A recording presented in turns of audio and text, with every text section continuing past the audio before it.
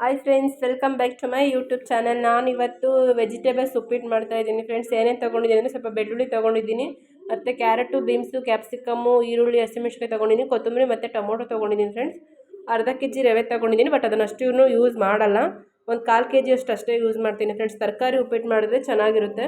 ಹಾಗಾಗಿ ತರಕಾರಿ ಉಪ್ಪಿಟ್ಟು ನಾನು ನೈಟಲ್ಲಿ ಮಾಡ್ಕೊತಾ ಇದ್ದೀನಿ.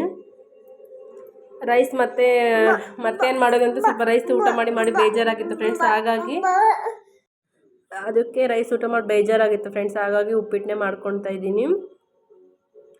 ಮತ್ತು ಇವಾಗ ರೈಸ್ ಏನಾದ್ರು ಮಾಡಿದ್ರೆ ಸ್ವಲ್ಪ ಎಕ್ಸ್ಟ್ರಾ ಆಗುತ್ತೆ, ಉಪ್ಪಿಟ್ಟಾದರೆ ಸ್ವಲ್ಪ ಪರವಾಗಿಲ್ಲ ಅಂತ ಅಂದ್ಕೊಂಡು ರವೆ ಎಲ್ಲ ಇವಾಗ ಹುರಿದಿಟ್ಕೊತಾ ಇದ್ದೀನಿ ಫ್ರೆಂಡ್ಸ್. ನೀಟಾಗಿ ರವೆ ಹುರಿದಿಟ್ಕೋಬೇಕು ಉಪ್ಪಿಟ್ಟು ಚೆನ್ನಾಗಿ ಬರಬೇಕು ಅಂದರೆ. ಉಪ್ಪಿಟ್ಟಿಗೆ ರವೆ ನೀಟಾಗಿ ಹುರಿದಿಲ್ಲ ಅಂದರೆ ಲೂಸ್ ಮೋಷನ್ ಆಗೋ ಚಾನ್ಸಸ್ ಇರುತ್ತೆ. ಅದು ಹೀಟ್ ಅಲ್ವಾ ಫ್ರೆಂಡ್ಸ್. ಹಾಗಾಗಿ ನೀಟಾಗಿ ಕೆಂಪುಗಂಗೆ ನೀಟಾಗಿ ಫ್ರೈ ಮಾಡ್ಕೋಬೇಕು, ರವೆನ ಹುರ್ಕೋಬೇಕು ಫ್ರೆಂಡ್ಸ್. ಅದಾದಮೇಲೆ ಇವಾಗ ಬಾಣಲಿ ಇಟ್ಟು ಒಗ್ಗರಣೆ ಹಾಕ್ತಾಯಿದ್ದೀನಿ. ಈರುಳ್ಳಿ ಮತ್ತು ತರಕಾರಿ ಎಲ್ಲ ಹಾಕಿ ಚೆನ್ನಾಗಿ ಫ್ರೈ ಮಾಡಿ ಇಟ್ಕೊತಾ ಇದ್ದೀನಿ ಫ್ರೆಂಡ್ಸ್. ಉಪ್ಪಿಟ್ಟು ಮಾಡೋದು ಎಲ್ಲರಿಗೂ ಗೊತ್ತಿರೋದಲ್ಲ, ಹಂಗಾಗಿ ಏನು ತೋರ್ಸೋಕೆ ಹೋಗಲಿಲ್ಲ ಜಾಸ್ತಿ. ಇವಾಗ ನೀರು ಹಾಕಿಟ್ಟಿದ್ದೀನಿ ಕುದಿಯೋಕ್ಕೆ.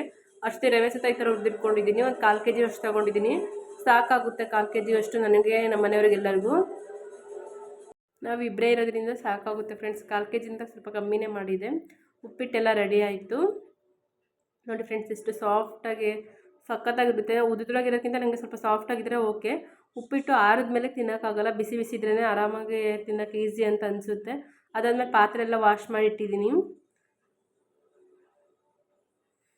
ರವೆ ಒಂದು ಸ್ವಲ್ಪ ಚೆಲ್ಲಿದ್ರು ಕ್ಲೀನ್ ಮಾಡೋಕ್ಕೆ ಒಂಥರ ಬೇಜಾರು ಅನಿಸುತ್ತೆ ಫ್ರೆಂಡ್ಸ್. ರವೆ ಚೆಲ್ಬಿಟ್ರೆ ಕ್ಲೀನ್ ಮಾಡೋದೇ ಒಂದು ದೊಡ್ಡ ತಲೆನೋವು. ಉಪ್ಪಿಟ್ಟೆಲ್ಲ ಖಾಲಿ ಆಯಿತು, ಅದರಲ್ಲೂ ಇಷ್ಟು ಉಪ್ಪಿಟ್ಟು ಉಳಿದಿತ್ತು ಫ್ರೆಂಡ್ಸ್.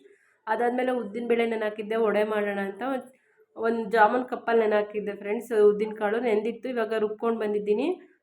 ಇವಾಗ ಎಣ್ಣೆ ಕಾಯಿಸ್ತಾ ಇಟ್ಟಿದ್ದೀನಿ. ನಾನು ಸ್ವಲ್ಪ ಉಪ್ಪು ಮತ್ತು ಹಸಿಮೆಣ್ಸಿನ್ಕಾಯಿ, ಇಷ್ಟು ಜೀರಿಗೆ, ಇಷ್ಟನ್ನೇ ಆ್ಯಡ್ ಮಾಡ್ಕೊಂಡಿದ್ದೀನಿ ನಾನು. ಮತ್ತು ಇದಕ್ಕೆ ತೆಂಗಿನಕಾಯಿ ಎಲ್ಲ ಆ್ಯಡ್ ಮಾಡ್ಕೊತಾರೆ, ಕಡಲೆಬೇಳೆ ಎಲ್ಲ ಫ್ರೈ ಮಾಡಿ. ನಂಗೆ ಆ ಥರ ಮಾಡೋಕ್ಕೆ ಅಷ್ಟೊಂದೇನು ಟೈಮ್ ಇರಲಿಲ್ಲ ಫ್ರೆಂಡ್ಸ್. ಸುಮ್ಮನೆ ಇದೇನು ಸ್ವಲ್ಪ ಒಂದು 4 ಆಗುತ್ತೆ ಅಷ್ಟೇ. ಹಂಗಾಗಿ ಅದೇ ಸಿಂಪಲಾಗೆ ಮಾಡಿಕೊಂಡೆ. ಕೈಯಲ್ಲಿ ಬಿಡೋಕ್ಕೆ ನೋಡಿದೆ ಫ್ರೆಂಡ್ಸ್, ಅದು ಬರಲಿಲ್ಲ. ಹಂಗಾಗಿ ಇದು ಟೀ ಸೋಸೋದು ಬರುತ್ತಲ್ಲ ಫ್ರೆಂಡ್ಸ್, ಅದ್ರ ಮೇಲೆ ಇಟ್ಟು ಈ ಥರ ಮಾಡಿ ಬಿಟ್ಟರೆ ನೀಟಾಗಿ ಬರುತ್ತೆ. ಸ್ವಲ್ಪ ಇದು ತೆಳ್ಳಗಾಗಿತ್ತು, ಸ್ವಲ್ಪ ಗಟ್ಟಿ ರುಬ್ಬಿದ್ರೆ ಅದೇ ಥರ ಕೈಯಲ್ಲೇ ಬಿಡ್ಬೋದು. ತೆಳ್ಳಗಾಗಿರೋದ್ರಿಂದ ಈ ಥರ ಕಾಫಿ ಜಾರ್ಗೆ ತೊಗೊಂಡು ಈ ಥರ ಬಿಟ್ಟರೆ ಈಸಿಯಾಗಿ ಬಿಡ್ಬೋದು. ಕೈಯಲ್ಲಿ ಬಿಡೋಕೆ ಹೋದರೆ ಅಂಟ್ಕೊಳ್ತಾ ಇತ್ತು. ವಡೆ ಸತ ರೆಡಿ ಆಯಿತು ಫ್ರೆಂಡ್ಸ್. ತುಂಬ ಚೆನ್ನಾಗಿ ಬಂದಿತ್ತು ಟೇಸ್ಟು. ಆದರೆ ಅಷ್ಟು ಹಿಟ್ಟಲ್ಲಿ ಒಂದು 6 ಏನೋ ಆಗಿತ್ತು ಅಷ್ಟೇ. ನಾನಿದು ಸೆಕೆಂಡ್ ಟೈಮು ಟ್ರೈ ಮಾಡ್ತಿರೋದು, ಜಾಸ್ತಿ ಏನು ಮಾಡೋಕ್ಕೆ ಹೋಗಲ್ಲ ಫ್ರೆಂಡ್ಸ್. ಇದನ್ನು ಇವಾಗ ಟ್ರೈ ಮಾಡಿ ಇನ್ನೊಂದು ಸತಿ ಮಾಡಿದಾಗ ಇವಾಗ ಚೆನ್ನಾಗಿ ಬಂದಿದೆ ಫ್ರೆಂಡ್ಸ್, ಫಸ್ಟಿಂಗ್ಕಿಂತನೂ. ಅದು ಫಸ್ಟು ಕರೆದಾಗ ಸ್ವಲ್ಪ ತಳ ಎಲ್ಲ ಹಿಡ್ಕೊಂಡಂಗೆ ಅನ್ನಿಸ್ತು. ಅದಾದಮೇಲೆ ಚೆನ್ನಾಗಾಯಿತು. ಮತ್ತೇನು ಬ್ಲ್ಯಾಕ್ ಕಾಣಿಸೋದಿಲ್ಲ ಅಂತ ಅನ್ಕೋಬೇಡಿ. ಮತ್ತು ಅದು ಎಣ್ಣೆ ಫಸ್ಟಿಗೆ ಬಿಟ್ಟಿದ್ನಲ್ಲ, ಅದು ಸ್ವಲ್ಪ ಬ್ಲ್ಯಾಕ್ ಆದಂಗೆ ಆಗ್ಬಿಡ್ತು. ಅದಾದಮೇಲೆ ತಿನ್ನೋಕ್ಕೆ ತುಂಬ ಕ್ರಿಸ್ಪಿಯಾಗಿ ಟೇಸ್ಟಿಯಾಗಿ ತುಂಬ ಚೆನ್ನಾಗಿ ಬಂದಿತ್ತು ಫ್ರೆಂಡ್ಸು. ಉದ್ದಿನಬೇಳೆ ಮಾತ್ರ ಒಂದು 2 ಅವರ್ ನೆನೆಸ್ಕೊಂಡ್ರೆ ಸಾಕು, ಜಾಸ್ತಿ ನೆನಬೇಕು ಅಂತ ಏನಿಲ್ಲ. ಒಂದು 2-3 ಅವರ್ ನೆನ್ಕೊಂಡಿದ್ರೆ ಚೆನ್ನಾಗಿ ಬರುತ್ತೆ ಫ್ರೆಂಡ್ಸ್. ಕ್ರಿಸ್ಪಿಯಾಗಿ ಟೇಸ್ಟಿಯಾಗಿ ತುಂಬ ಟೇಸ್ಟಿ ಆಯಿತು. ನಾನು ಸೋಡಾ ಪುಡಿ ಏನು ಯೂಸ್ ಮಾಡಿರಲಿಲ್ಲ. ಇದು ತೆಂಗಿನಕಾಯಿ ಇದನ್ನೆಲ್ಲ ಹಾಕ್ಕೊಂಡು ಮಾಡಿದ್ರೆ ಇನ್ನೂ ಚೆನ್ನಾಗಿ ಬರುತ್ತೆ. ಅದಾದಮೇಲೆ ನೈಟ್ಗೆ ಅನ್ನ ಸಾಂಬಾರು, ತರಕಾರಿ ಸಾಂಬಾರು ಮತ್ತು ರೈಸ್ ಮಾಡಿದ್ದು ಬಿಸಿ ಬಿಸಿಯಾಗಿ. ಅದಕ್ಕೆ ಮಾವಿನ ಹಣ್ಣು ಸಹ ಕಟ್ ಮಾಡಿಕೊಟ್ಟಿದ್ದೆ ಫ್ರೆಂಡ್ಸ್. ಆಮೇಲೆ ನಮ್ಮ ಮನೆಯವ್ರು ಬಿಸಿ ಇದೆ ಅಂತ ಕಲಿಸ್ಕೊತಾ ಇದ್ದಾರೆ ಸ್ಪೂನಲ್ಲೇ.